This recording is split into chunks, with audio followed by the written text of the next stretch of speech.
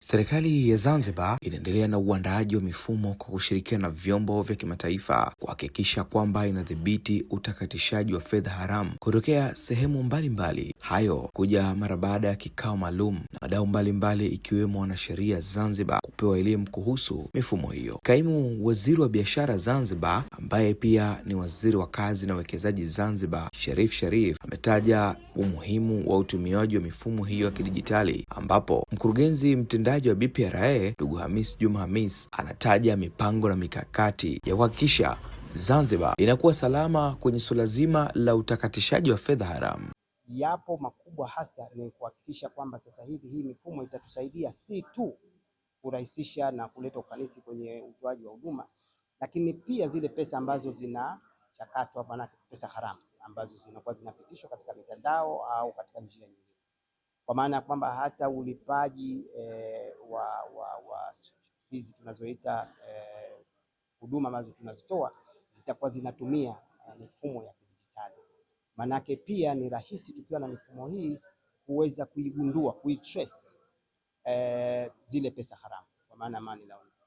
Kwa hiyo kwetu sisi kwa kweli hili ni jambo kubwa na ni jambo ambalo kwa kweli ni la kimataifa, si jambo ambalo ni kwa Zanzibar tu, na sisi hatuwezi kuishi kama kijiji. Tunatakiwa tuishi katika maisha ambayo sasa hivi nchi hii, dunia hii iko kama kijiji, kwa maana ya kwamba globalization. Lazima tuwemo ndani ya mifumo hiyo, vinginevyo tutaachwa nyuma sana. Mfumo huu ule wapoanza ile mamlaka inayohusiana na uwekezaji ya ZIPA ilianzisha mfumo wake. Kwa hiyo si kwamba BPRA inakuja na mfumo sisi tuingie, hapana. Mfumo ulikuwa tayari upo na ilikuwa na umuhimu kwamba mfumo ule wa uwekezaji uunganishwe na mifumo mingine ya sekta ambazo zinafanya kazi kwa pamoja ikiwemo BPRA. Kwa hiyo tutegemee inshallah pengine baada ya miezi 6-7 mwaka mmoja mbele, sasa BPRA hatutakuwa tena tukifanya kazi kwa kutumia makaratasi. Badala yake kila kitu kitakuwa kinafanyika kwenye mtandao. Kwa hiyo matarajio ni kwamba wale tunaowahudumia katika masuala ya usajili wa biashara na mali wategemee kuwa kazi zao zote, maombi yao yote yatachakatwa kupitia kwenye mfumo bila ya kuwa na mwingiliano wa binadamu wa kawaida.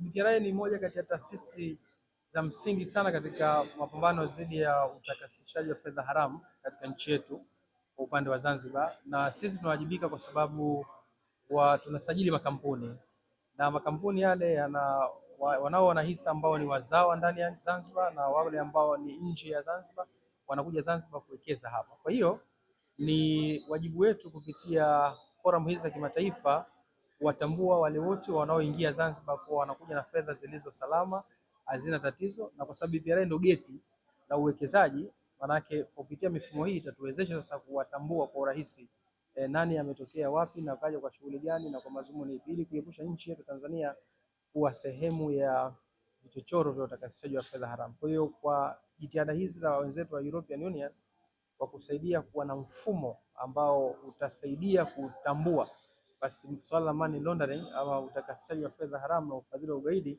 unaweza ukaepuka kwa kiasi kikubwa sana. Jambo ambalo tumekubaliana na wenzetu katika kikao chetu cha jana ni kwamba tuwe tuna wataalamu, na sisi kama taasisi ya serikali baada ya mfumo huu kutengenezwa, kabla mfumo huu kutengenezwa, hivi sasa tutaanza engagement serikalini ili kuwezeshwa kupata wataalamu ambao watakuja kuuendeleza huu mfumo, kwa sababu mfumo ni kitu kimoja na watakaofanyia kazi ule mfumo ni kitu cha pili. Kwa hiyo sisi kwa sababu tumebeba commitment kwa wenzetu ni kwamba ili mfumo uwe na sustainability, maana kuna watu ambao watauendesha mfumo huu, watausimamia mfumo huu kwa maana wataalamu wa ICT. Kwa hiyo jitihada zetu nadhani tutarudi serikalini kutupa wataalamu watakaoshirikiana katika utengenezwaji wa mfumo huu na pamoja kuja kuuendeleza ili mfumo huu uendelee kusustain kwa muda mrefu zaidi kama ilivyokusudiwa. Na matarajio yangu kwenye hii workshop ni kwamba itatupa uwezo sisi wanasheria kuweza kufanya lolote popote tulipo pasipo kufika kwenye ofisi za BPRA. Yaani kwamba digitalization ambayo inatakiwa kwamba tupitishwe leo ikaweze kuwa ni digitalization kweli. Ina maana hata ikifika mahali kufika katika ofisi za BPRA tufike tu kwa jambo ambalo linahitaji hekima ya wafanya maamuzi na si kwa jambo ambalo tungeweza tukalipata kwenye mfumo.